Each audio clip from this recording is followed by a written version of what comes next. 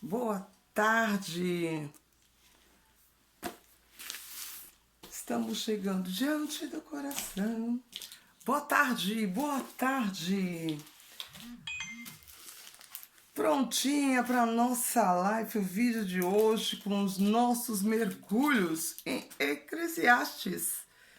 E hoje nós vamos de capítulo 4. Bem-vindos quem estiver chegando, quem for vir, e para quem não for também, que as bênçãos sejam derramadas em todos que forem assistir, agora ou depois no gravado. Vem com o meu transbordo aqui de hoje, continuando com a nossa série de Eclesiastes. Eclesiastes, o pregador, né?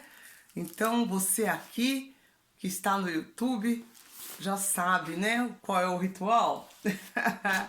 Compartilha essa live, manda para alguém que pode estar precisando, que pode estar num momento de angústia, sem saber o que faz da vida, sem saber por que isso, por que aquilo, com as incertezas, com as inseguranças. Se você também do Instagram, compartilha, transborda também.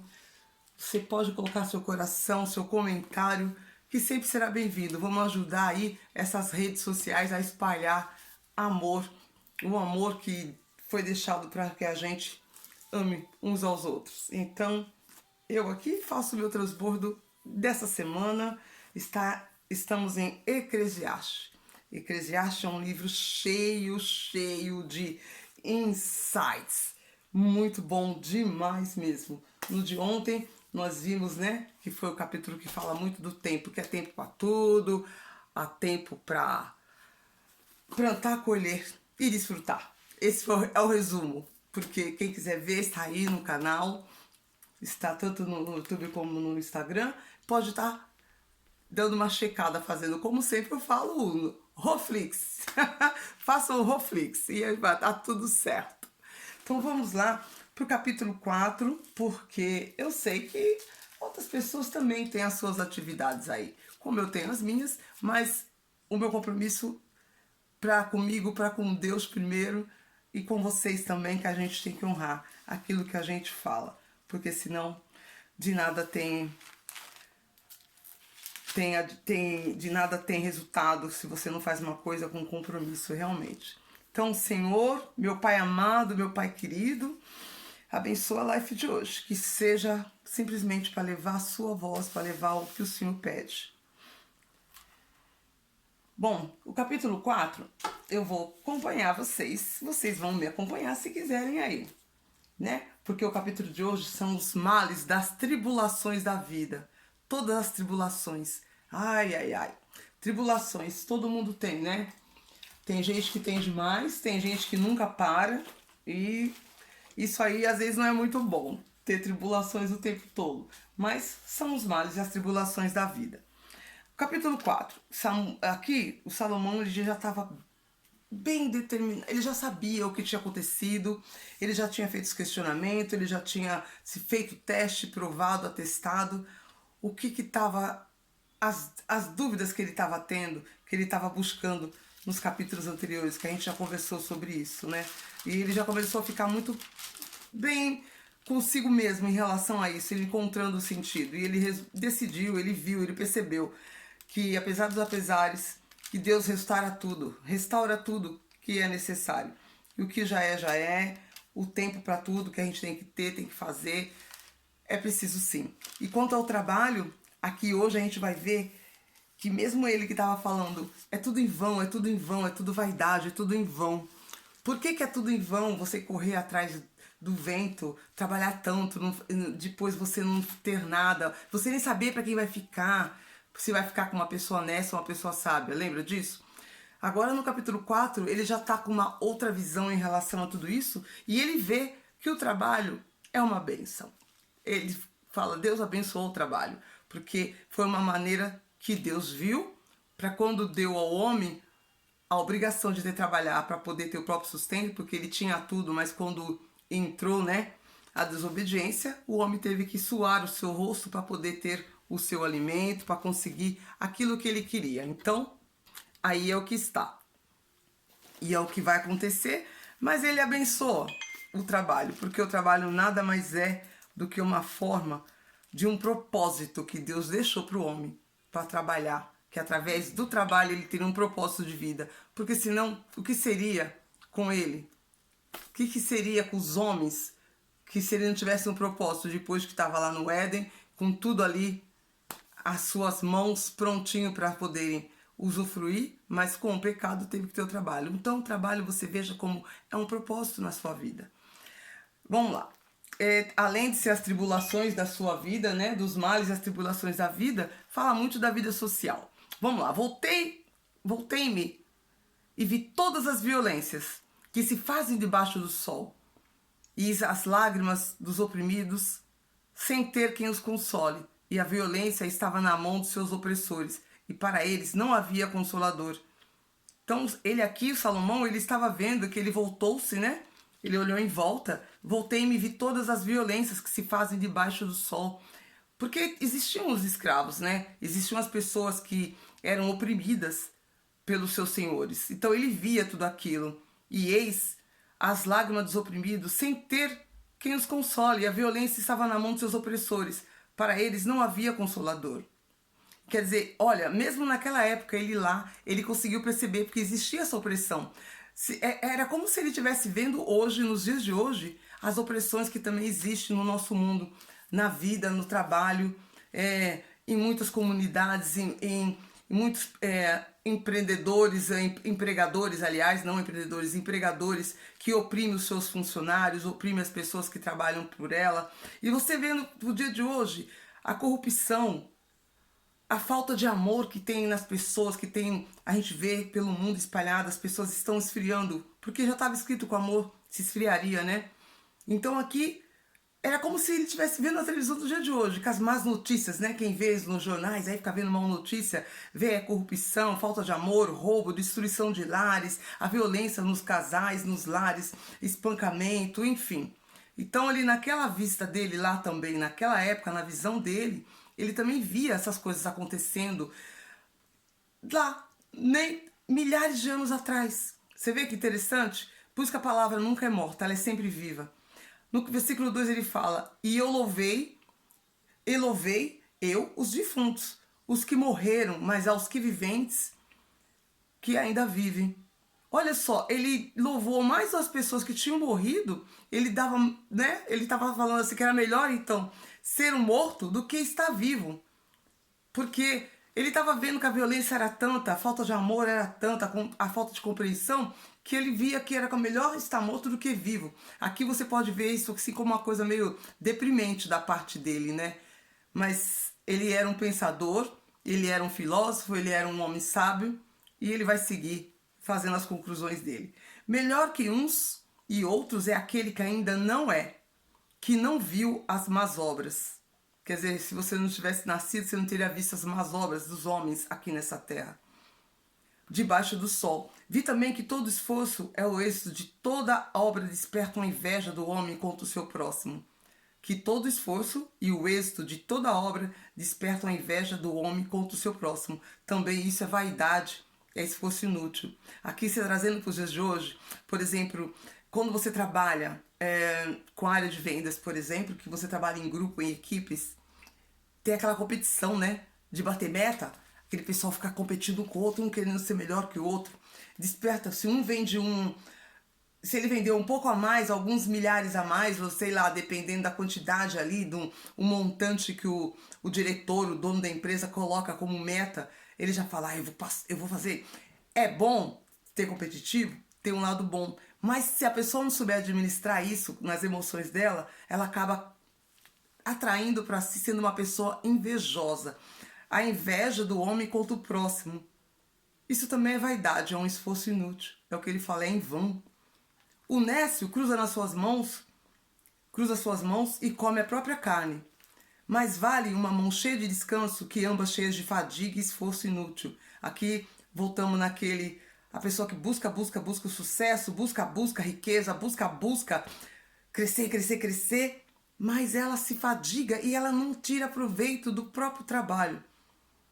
E o sucesso humano, ele é passageiro. Ele é passageiro. Quantas pessoas que uma hora tá no topo, de repente, bum! cai tudo.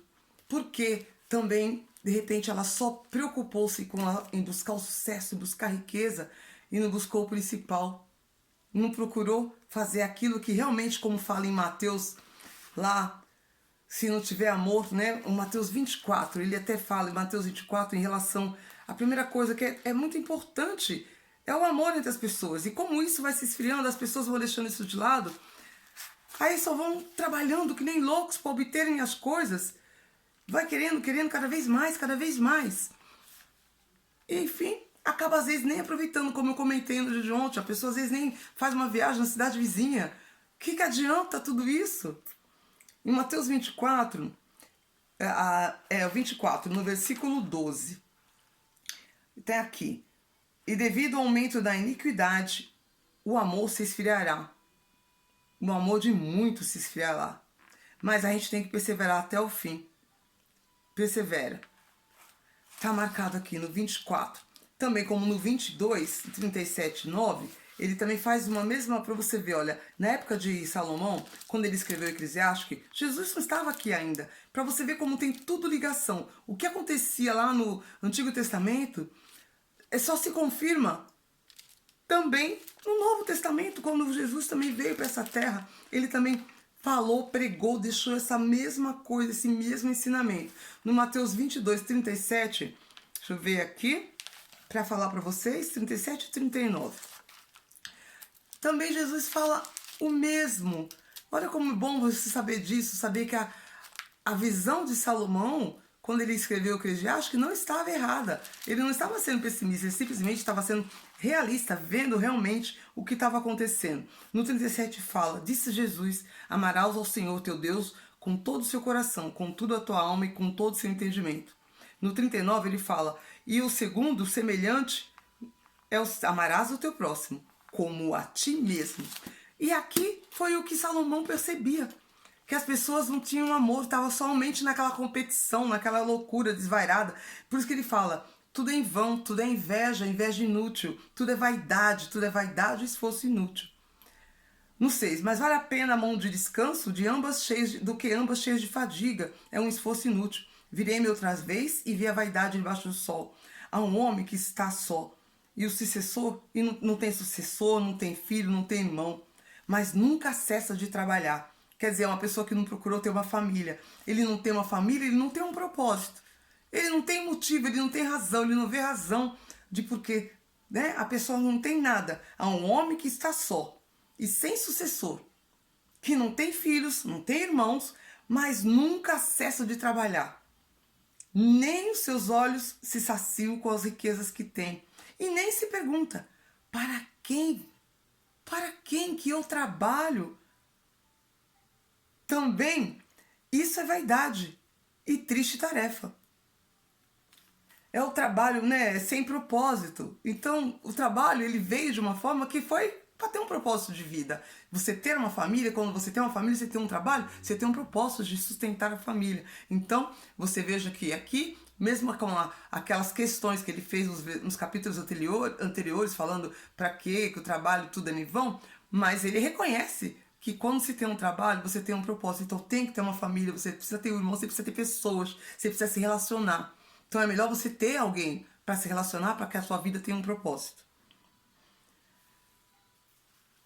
Deus deu o trabalho como um propósito, é verdade. No versículo 10, se um cai, o outro levanta o seu companheiro. E aí, porém, o que estiver sozinho, se cair, não haverá quem o levante. Também, se os dois dormirem juntos, aquecerão-se mutuamente, como se aquecerá alguém sozinho. Como? De que forma alguém sozinho poderá se aquecer? Então, aqui é a unidade, né? É construir bons relacionamentos, ter amigos, ter uma família próxima de você, procurar estar por perto, procurar realmente estar bem.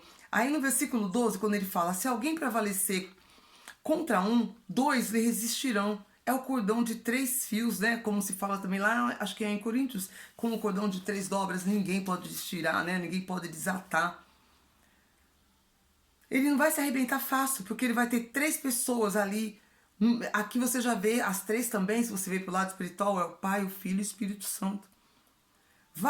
Mas vale um rapaz pobre e sábio que o rei, velho e nécio, que não admite conselhos. Muita gente às vezes não quer ouvir conselho de um jovem. E um jovem ele pode ser muito mais sábio do que muitas pessoas que é muito mais velhas, mas que fechou, ó, a cabeça, fechou o olho, tampou o coração. Não, eu já sei tudo.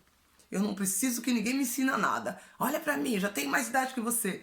Isso é vaidade. Falta de humildade também. Porque podemos aprender muito com gente muito mais jovem. Muito, muito, muito. Porque pode ser um jovem, mas ele é uma pessoa sábia. E ele pode te passar algum conhecimento. Ele também deixa isso pra gente aqui.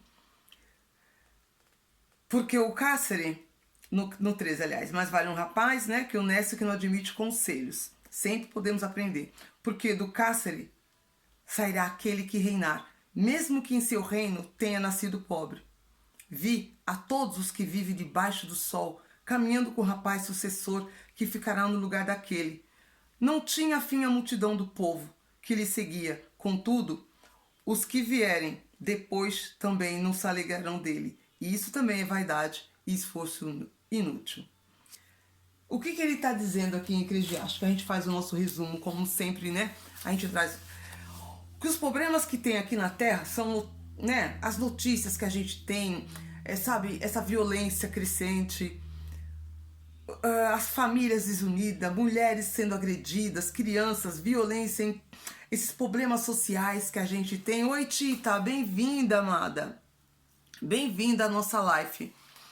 Eu estou aqui em Eclesiastes 4, estou justamente fazendo toda uma análise do que é o capítulo 4, que são os problemas sociais, as tribulações, né? Que é até o nome do título desse capítulo, o 4, os males e as tribulações da vida. Então, na visão de Salomão, quando ele viu, analisou tudo aquilo, os problemas que nós temos hoje aqui na Terra, lá também já tinha naquela época, e ele viu aquilo. Por isso que ele fala, ele começa falando, depois voltei-me e atentei para todas. Ele prestou atenção a todas as opressões que se fazem debaixo do sol. Mesmo hoje também a gente tem todas as opressões. A gente tem pessoas sendo oprimidas, famílias sendo oprimidas, mulheres sendo oprimidas, crianças sendo oprimidas, a violência social que tem, problemas sociais, a desigualdade social que é muita. Ele também conseguiu ver isso, enxergar isso mesmo naquela época. Problemas nos lares, crianças que se sentem abandonadas, brigas no trânsito, por exemplo. Se você vê uma notícia, você vê que tem brigas no trânsito. E tudo isso de uma outra, é claro, dentro de um outro contexto, numa outra época, também já tinha. E ele estava percebendo aquilo, ele notou tudo aquilo. Era um quadro que ele vivia e que nós também vivemos nos dias de hoje. Sociedade que tem falta de amor, uma sociedade corrupta, parece que não há solução para nada. Quanto ao problema que a gente tem, os problemas que aparecem, parece que não tem solução. Quando ele fala no versículo 3, se não pôr os olhos no céu, porque o tempo aqui, os problemas, se você ficar olhando aqui, o tempo, as coisas aqui são temporais, elas passam. A gente tem que focar os nossos olhares para o alto, que é para o céu, é o que ele comenta no versículo 3. Porque é lá que você vai ter as respostas. Por quê? Porque Deus está lá em cima, está lá de cima, ele está vendo tudo. Então, desse lado aqui é o que ele está querendo dizer. No versículo 3 é justamente isso. Porque se você ficar olhando para os problemas aqui dessa terra, sem estar ligada com aquele que pode te dar descanso, descanso de alma, descanso, sabe, do teu espírito, você pode ter uma depressão, você fica desanimado, você fica totalmente desorientado. Você vai falar, poxa, pra que eu tudo isso, para que fazer tanto, por que trabalhar, para que fazer tanto, tá sempre com problemas, mas esses problemas tem porque o amor se esfriaria, como eu comentei, como está lá no Mateus, né, Mateus 24, no Mateus 22, quando ele fala, amarás o Senhor, amarás o teu próximo, porque o amor de muitos se esfriaria. Jesus já disse quando ele veio, e até Salomão, naquela época, também teve essa análise, ele também teve essa reflexão, ele enxergou isso, que as pessoas estavam distantes.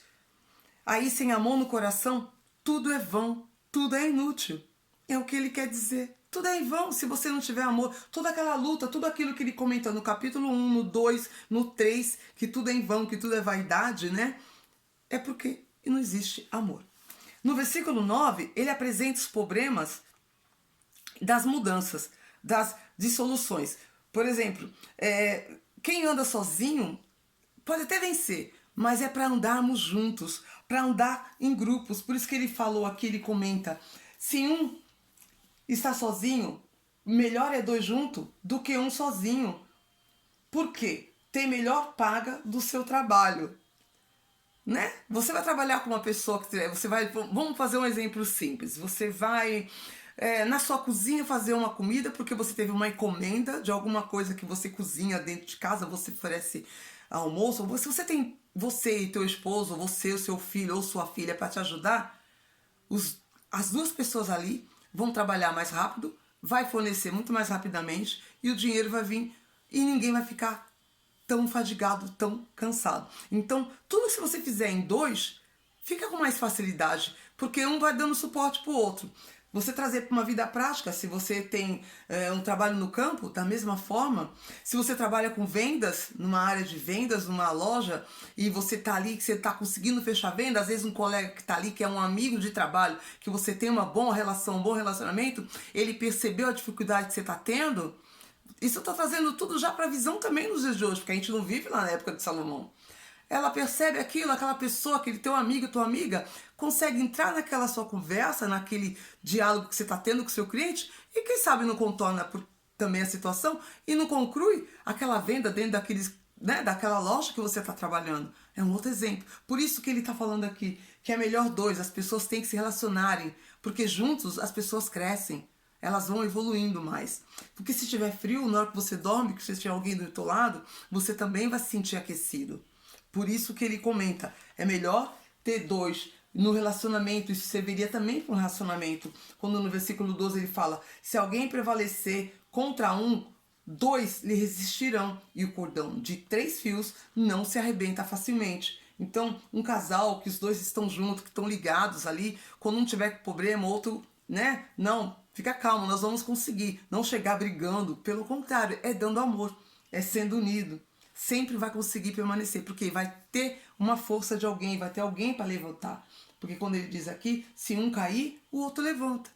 Então olha a vista, como Salomão já tinha essa sabedoria e a gente encontra essas mesmas instruções para a gente no Novo Testamento também.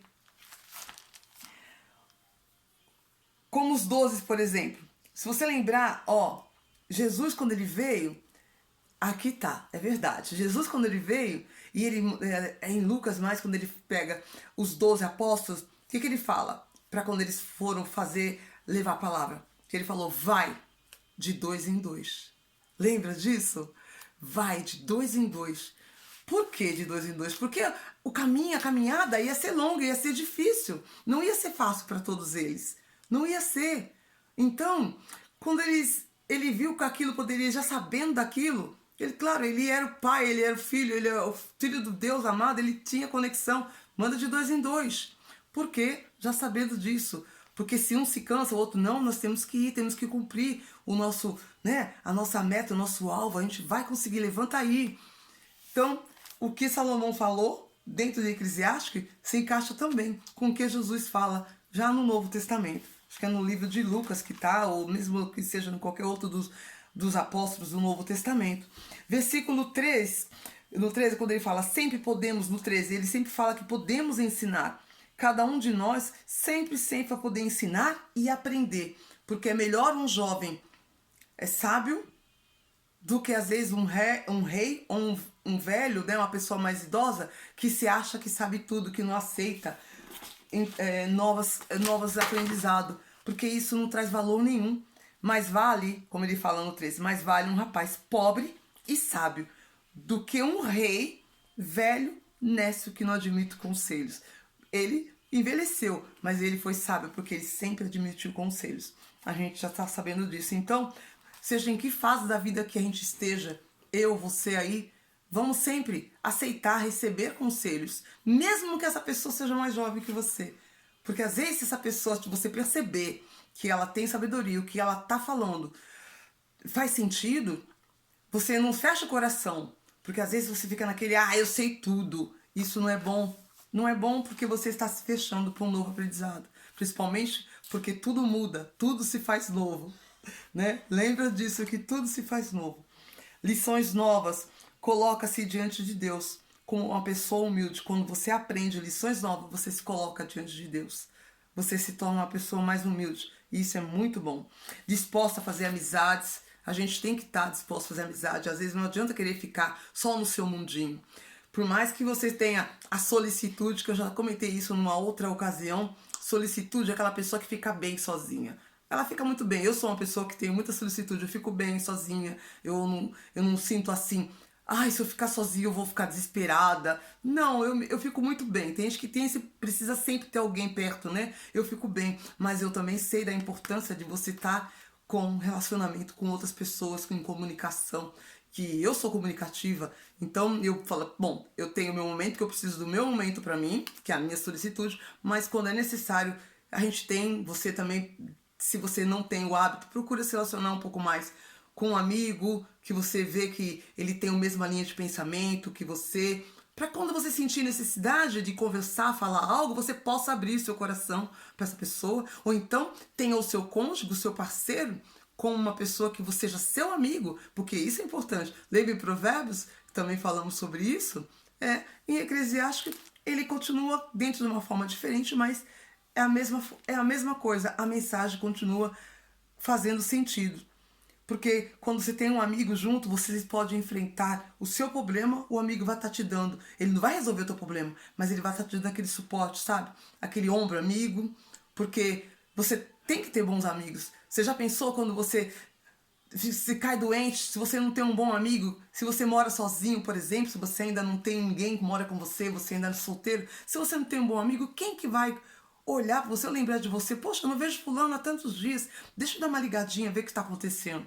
Então, pensa muito nisso, porque na palavra sempre fala, o bom relacionamento precisamos ter, porque uma pessoa, uma levanta a outra se um cair. Se tiver frio, um aquece o outro. A gente tem que se ajudar, se relacionar. O que nós precisamos e o que nós não precisamos? Sim. O que nós precisamos? Que pergunta boa. E o que nós não precisamos?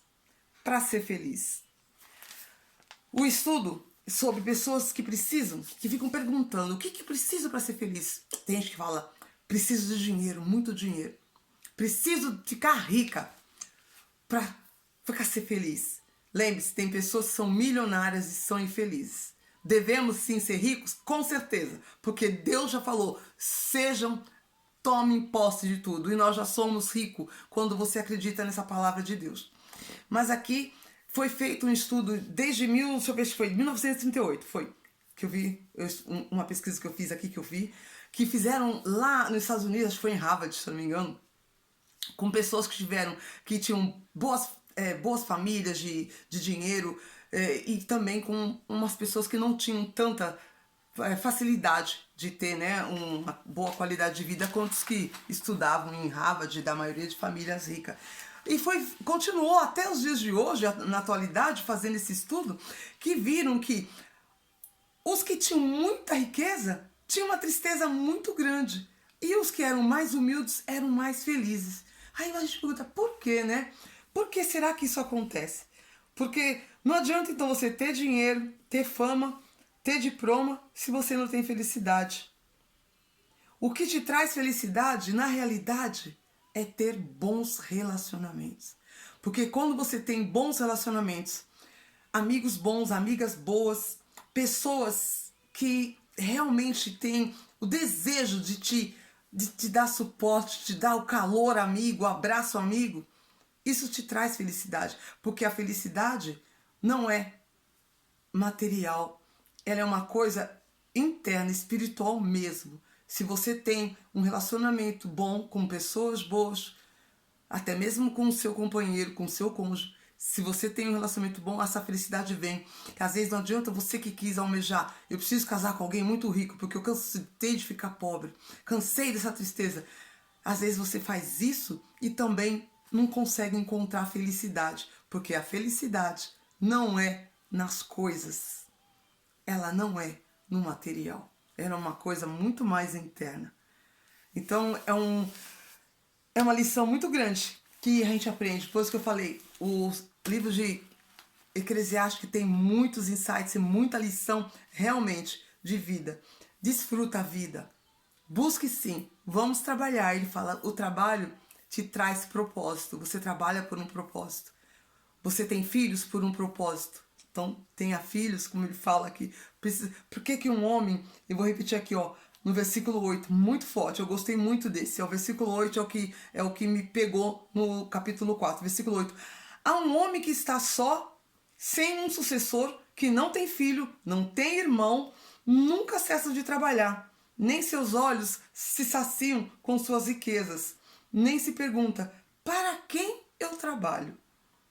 E privo minha alma do bem-estar. Quer dizer, é uma pessoa que trabalhava muito, trabalhava que nem um louco, já tinha ficado muito rico, tinha tudo que você possa imaginar, mas não tinha filho, não tinha irmão, não tinha ninguém, não tinha nada. E nem mesmo ele se privava de desfrutar. Ele falava assim, e me privo minha alma do bem-estar. Também isso é vaidade. Isso é triste tarefa. Olha só, né? Então, esse para mim foi o versículo que marca muito o capítulo 4. Então, vamos ter cuidado, né? Para não cair nessa arapuca. De só pensar em enriquecer, mas de não desfrutar, de não aproveitar e ter um propósito de família, ter um propósito de ter pessoas, de ter relacionamento com pessoas que sejam muito próximas para que você possa contar com elas.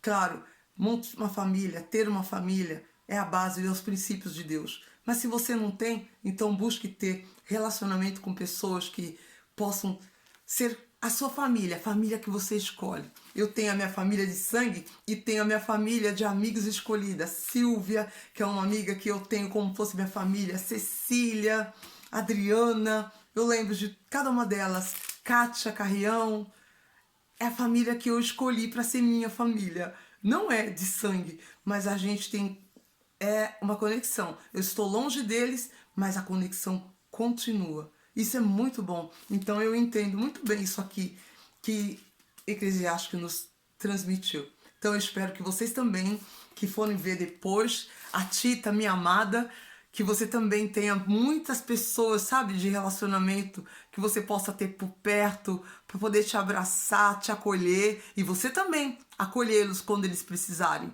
porque você é muito amada e você tem muito, muito para dividir com outras pessoas, tá? Então, se sinta sempre aquela pessoa que tem um ombro amigo para oferecer para alguém, que tenha um ouvido para ouvir aquele que precisa. E também você vai ser ouvida quando você precisar.